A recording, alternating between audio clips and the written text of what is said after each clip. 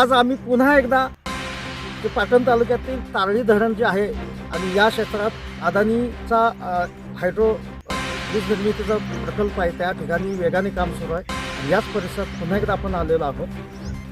अक्षरशः पर्यावरणाची राख रंगवावी आम्ही पुन्हा पुन्हा का म्हणतोय, तर या ठिकाणी तुम्हाला बघायला मिळेल अगदी हे जे आत्ता आपण जे उभं आहे ते तारळी धरण क्षेत्रात गव्हर्नमेंटने संपादित केलेली जमीन आहे. खरं तर ही आता गव्हर्नमेंटची जमीन आहे आणि वरचा जो डोंगराचा पट्टा आहे तो खाजगी क्षेत्रातील आहे. तर आत्ता सध्या ह्या प्रकल्पाचं काम दोन्ही क्षेत्रात चालू आहे.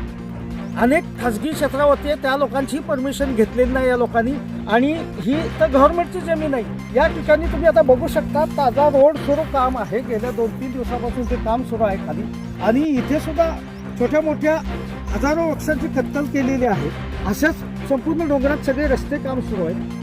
आणि ही खरंच गव्हर्नमेंटची जमीन असताना जिल्हा प्रशासन असेल किंवा जलसंपदा विभाग असेल, कृष्णा खोऱ्याचं डिपार्टमेंट आहे, हे लोक अक्षरशः मुख गिळून गप्प काय. तिथे पर्यावरणाची हानी होती, कोणीही येतो आणि व्यावसायिक असेल तर त्याला जमीन मिळते. साधं आमच्या बांधावर शेतावरचं एक झाड तोडायचं म्हटलं तर मोठ्या दिव्यातून जावं लागतं, परमिशन सहजासहजी मिळत नाही. पण ह्या लोकांना मग कसं काय हे गव्हर्नमेंट प्रशासन परमिशन देतं, कोणीही ते बघायला नाही.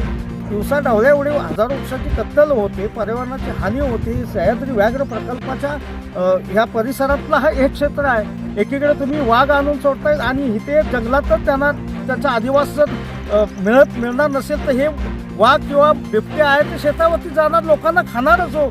मग शेवटी फिरून सर्वसामान्य नागरिक शेतकऱ्यांच्या मुळावर तुमचे हे प्रोजेक्ट येणार असतील तर मग शेतकऱ्यांनी किती दिवस हे सहन करायचं. आणि डोळ्या देखत हा आपले विध्वंस होत असताना, निसर्गाची हानी होत असताना, आणि ते पण स्वमालकीच्या जमिनीवर सुद्धा कुठलीही परमिशन न घेता, तर हे अति होतंय असं म्हणायला काय हरकत नाही. CM न्यूजसाठी महेश चव्हाण.